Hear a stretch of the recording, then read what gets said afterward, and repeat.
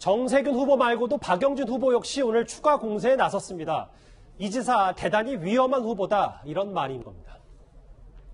밑으로 해야 될 얘기를 그냥 정색을 하고 이런 일은 본선에서 있었으면 이게 폭망각이에요. 완전히 망하는 거예요. 예전에도 왜 곤란한 질문 하니까 인이어 그냥 빼서 집어던지고 생방송 중에 그런 모습으로 대통령의 태도를 가져가시기가 어렵겠구나 하는 생각이 들어서 그 당시 문재인 후보한테 이재명 후보는 거의 UFC 수준으로 공격을 했잖아요. 저는 지금 잽 정도 하는 거예요.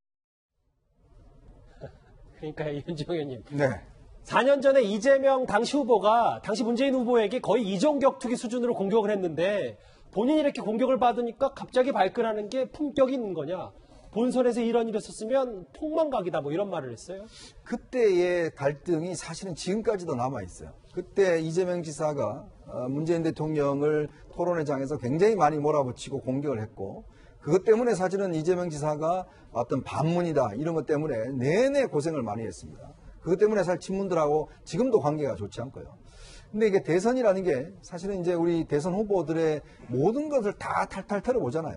그러니까 인내력이나 이런 걸 그다음에 또 유머러스한 감각에 다 이제 보는 것인데, 미국의 에이브람 링컨 대통령이요. 상대방 후보가 뭐라고 공격했냐면, 당신은 두 얼굴에 있는 사람이다. 이렇게 아주 맹공을 했습니다.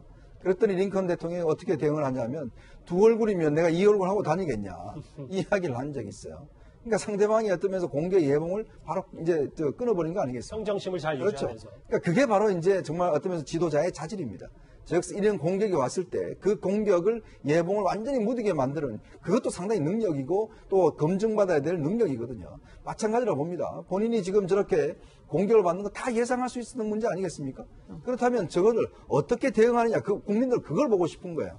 그 사의 진위 여부를 떠나서 그 진위 여부야 어떻게 알겠습니까? 우리가 뭐 두 사람 간의 관계를 우리가 뭐 증명해 볼 수도 없는 것이고 뭐 기록으로 남아 있는 것도 없는 것인데 문제는 그거 지금 보고 싶은 게 뭐냐면 저런 문제가 있을 때 그러면 이재명 지사는 저런 문제를 어떻게 대응을 할까? 어떻게 반응을 할까? 바로 그게 핵심이거든요. 근데 저렇게 바지를 또 내릴까요? 이렇게 이야기를 해버리면 참 할 말이 없는 겁니다. 솔직하게. 이 토론회 자체가 그러면 예전에 본인이 했던 걸 또 그냥 반복하는 것이냐? 그럼 우리 국민들이 그걸 봐야 되는 것이냐? 그러니까 그렇기 때문에 저는 이재명 지사가 왜 저런 식의 반응을 보였을까? 저는 상당히 패착인 것 같아요. 그래서 또 가수 나훈아 씨의 과거 기자회견까지 머릿속에 생각이 드신 분도 꽤 많을 겁니다. 그런데 이재명 지사에게 쏟아진 포화는 이게 끝이 아니라서요. 핵심 공약인 기본소득을 왜 뒤집었냐. 기본소득 후퇴를 다른 후보들이 집중적으로 파고들었습니다. 윤석열 총장 흉밖에 없습니다. 이재명 후보님은 했던 말도 지금 뒤집으니까 국민들이 할 말이 없지 않습니까? 미국 타임지에 수억 원의 그 광고비를 써서 광고도 하셨고요. 저도 그렇게 알고 있고 홍길동이도 다 그렇게 알고 있는 거란 말이죠. 그런데 그게 이게 흔들리는 것은 문제가. 개인적인 권고를 드리자면 빨리 풀어버리시는 게 어떤가. 윤석열을 가지고 와서 우리 이재명 후보가 기본소득에 대해서 말을 뒤집는다. 이렇게 하는 것은 조금 과하다. 윤석열 후보를 가지고 와서 우리 후보를 비난하는 것은 원팀으로 가는데 대단히 바람직하지 않은 것 같아요. 저 장면에서 해야 될 얘기가 좀 많은데요. 근데 장혜찬 평론가님, 원래 이 지사가 핵심 공약, 제1공약이라 했던 기본소득을 좀 후퇴했다. 이걸 두고 많이 다른 후보들이 파고들었는데 이 지사 쪽에서는 명확하게 아직 이 얘기가 없는 겁니까? 저는 공약이나 정책을 내세울 때 가장 중요한 게 일관성이라는 생각이 듭니다. 일단 이것이 내 공약이다, 내 정책이다 발표를 했으면 그 장점을 국민들에게 계속 강조하면서 설득을 해나가야 되는 거죠. 그런데 이재명 지사 같은 경우는 대다수의 국민이 기본소득을 이재명 지사의 상징적인 공약이자 정책으로 인식을 하고 있습니다. 전국민 재난지원금 같은 경우도 이번에도 80% 준다는 걸 액수를 낮춰서라도 전 국민에게 주자고 또 주장하지 않았습니까? 이 역시 전체 기본소득론의 일환인 셈이죠. 그런데 대선 출마 이후 비대면으로 이루어진 기자들과의 기자회견에서 이게 내 1호 공약이 아니라고 말을 했고, 또 국민 면접 행사에서도 나는 아직 공약을 낸 적이 없기 때문에 기본소득도 공약이 아니다. 기본소득과 거리 두는 모습을 계속 보였어요. 거기에 따라서 또 이 여당의 다른 주자들이 비판을 하자 뒤늦게 또 이번에는 기본소득을 약간 다시 끌어안는 듯한 발언을 하고 있는데 자꾸 오락가락 왔다 갔다 이 기본소득이라는 뜨거운 이슈를 내 것으로 품을지 아니면 확실하게 거리두기를 할지 정하지 못하고 있는 데서 이 같은 문제가 나온다. 그래서 최문순 지사의 조언처럼 기본소득과 거리를 둘 거면 이게 대통령의 대선 공약으로는 아직까지 시기상조인 것 같다. 확실하게 선을 긋고 또 다른 스테이지로 넘어가면 됩니다. 근데 지금 이러지도 저러지도 못하고 있다는 것이 이재명 지사가 연일 공격을 받을 수밖에 없는, 그리고 운신의 폭을 좁게 만드는 가장 큰 원인인 것 같습니다. 어찌 보면 바지 발언보다도 저 기본소득 얘기가 더 중요할 수 있어서요, 최 교수님. 근데 박용진 후보가 이런 얘기를 했잖아요. 윤석열 후보 자격 없다. 기본소득 관련 했던 말도 뒤집었다. 이 발언에 대해서 아까 화면에도 잠시 나왔었는데 다음 화면을 좀 볼까요? 추미애 후보가, 추미애 전 장관이 또다시 이재명 지사를 감쌌다. 윤석열 가지고 와서 이재명 후보가 기본소득에 대해서 말을 뒤집는다 하는 것은 과하다.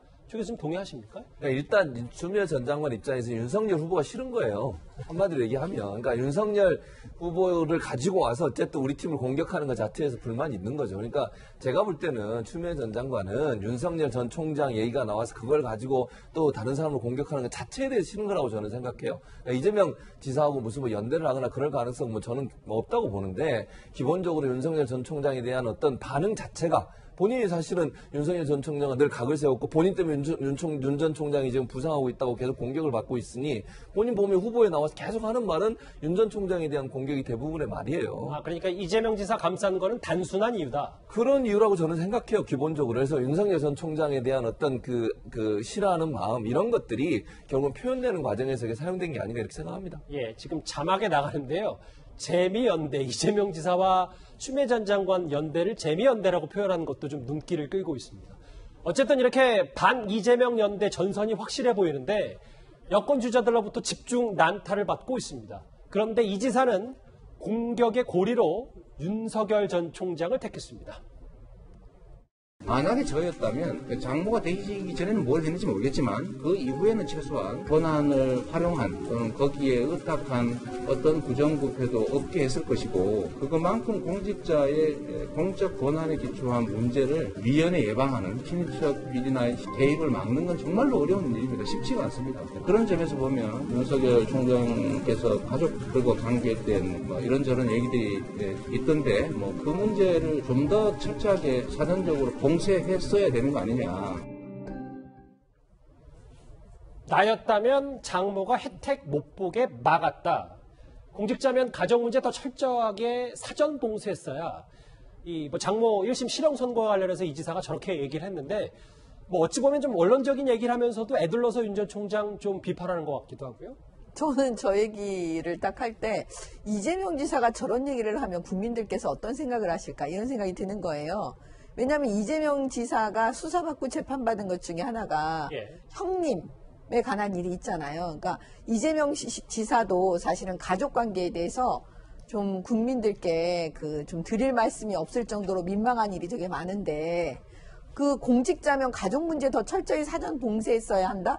이런 식으로 말하는 게 좀 일단 아닌 것 같고요. 그 다음에 두 번째는 나였다면 이렇게 가상적으로 얘기하는 거예요. 그거는 그냥 다 할 수 있는 얘기이기 때문에 저거는 아예 처음부터 말하자면 윤석열 전 총장이 마치 이 장모에 대해서, 장모가 혜택받은 거에 대해서 뭔가 개입했다는 걸 밑으로 깔고 그냥 얘기하는 것처럼 보이잖아요. 사실관계는 사실 우리가 모릅니다. 근데 제가 그 사건을 보니까요. 그 박근혜 정권 하에서 윤석열 전 총장이 미움받을 때 공교롭게도 이 사건 수사를 어떻게 했냐면 검찰에서 이 장모 부분만 빼줬어요. 무혐의가 됐어요. 예. 그리고 다른 사람들은 기소를 했거든요. 근데 그 내용을 봤더니 그 이유가 그거였더라고요. 장모가 투자를 했는데 나중에 뒤늦게 이게 문제가 될 것 같으니까 각서받고 빠졌다. 약간 이런 취지로 지금 무혐의를 낸 거였어요. 어떻게 보면 시각의 문제인데 이번에 다시 수사를 해서 똑같은 사건을 수사를 해서 기소를 했거든요. 그러면 한편에서 국민들께서 어떤 생각이 드시냐면, 야, 윤석열 총장 그렇게 쫓아내려고 문재인 정권에서 추미애 장관이 그랬잖아요. 그러니까 이번에 또 장모에 대해서 다시 사건을 수사를 하는구나. 보복 수사일 가능성이 높다. 이런 생각이 지금 드시기 때문에 국민들이 다 알고 있기 때문에 저는 이재명 지사든 지금 여권에서 그 장모 사건 자꾸 얘기하면 그게 과연 득이 될까. 또 한편으로 이런 생각도 듭니다. 예. 앞서 이현정 의원님이 대통령 꿈을 품으면 탈탈 털릴 수밖에 없는 구조다. 뭐 우리나라 말고 다른 나라도 마찬가지다 이 얘기를 하셨는데 이 지사가 과거에 물론 지금 상황은 좀 달라졌습니다만 4년 전에 윤석열 검사 같은 사람을 검찰총장으로 임명해서 부패 청산하겠다. 이 발언이 다시 한번 회자가 되고 있습니다. 참 인생이라는 게 참 희한하죠. 그때 당시에 윤석열 검사 같은 경우는 뭐 정말 박근혜 정부의 어떤 적폐청산에 가장 앞장서 있었던 역할을 했고요. 그러다 보니까 이제 그 비슷한 이야기를 이제 한 거 아니겠습니까? 그래서 사실은 이제 문재인 대통령도 검찰총장으로 파격적 승진을 해서 임명한 거 아니겠습니까? 사실은 윤석열 총장은 검찰총장 서울중앙지검 할 수 있는 그 기수가 아니었어요.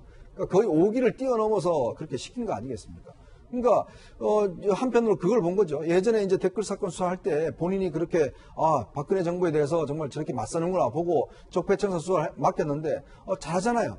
그래서 이제 검찰총장 시킨 거 아니겠습니까? 근데 윤 총장은 자기가 그냥 검사로 수사를 한 겁니다. 그러니까 현 정부에 대해서는 이제 수사를 하니까 이때부터는 이제 안 되겠다 싶어서 사실은 이제 그렇게 이 윤 전 총장에 대한 탄압을 한 거 아니겠습니까?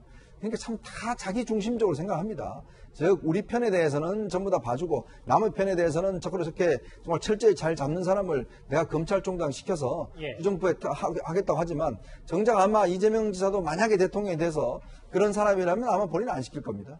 그러니까 이게 결국은 우리가 권력을 어떻게 중립적으로 쓰느냐, 즉 내 편뿐만 아니라 상대방에까지도 뭐 내 편도 마찬가지지만 철저하게 중립을 지켜서 수사를 할 수 있는 그런 검사, 그런 검찰총장 그걸 이야기를 해야 되는데 지금 이제 보면 결국 자기 편에 유리한 사람을 저렇게 시켜야 된다는 그런 쪽으로 흘러가기 때문에 자꾸 사법이 정치화되는 것 같습니다. 예.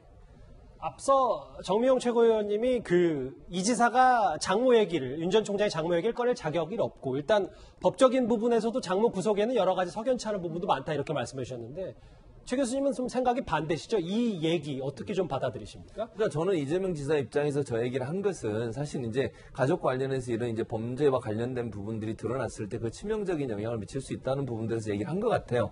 물론 이제 본인의 가족사에 관련해서는 이제 여러 가지 뭐 욕설 문제나 이런 논란이 있습니다만 그리고 이제 형님 관련해서는 다 이제 그게 문제가 없는 걸로 나왔기 때문에 제가 볼 때는 이제 이재명 지사 입장에서 윤 총장의 저런 부분들을 지적을 하면서 상시 지금 본인이 공격을 당하고 있잖아요. 공격을 당하는데 뭐든가 시설을 다른 것으로 쏠리게 할 필요가 있어요. 근데 본인은 그렇다고 해서 민주당에 있는 후보들을 공격하는 게 본인한테 도움이 안 돼요. 왜냐하면 본인은 지금 1위를 달리고 있는 후보이기 때문에 전 본인보다 지지율이 낮은 사람 공격해서 무슨 의미가 있겠습니까? 결국은 결집시키려면 즉 본인을 지지하는 지지층을 결집시키려면 상대 타겟을 정해야 되고 그중에 가장 앞서가고 있는 윤석열 전 총장을 공격하는 것이 본인의 지지율을 끌어올리고 본인의 지지율을 공고하게 하는 데 도움이 된다는 판단에서 저런 발언을 했을 걸로 보여집니다. 알겠습니다. 이재명 지사 공식 출마 일주일 만에 첫 단추는 일단 보기에는 순탄치 않아 보이는 듯한데요. 일단 첫 번째 이슈 여기서 정리하겠습니다.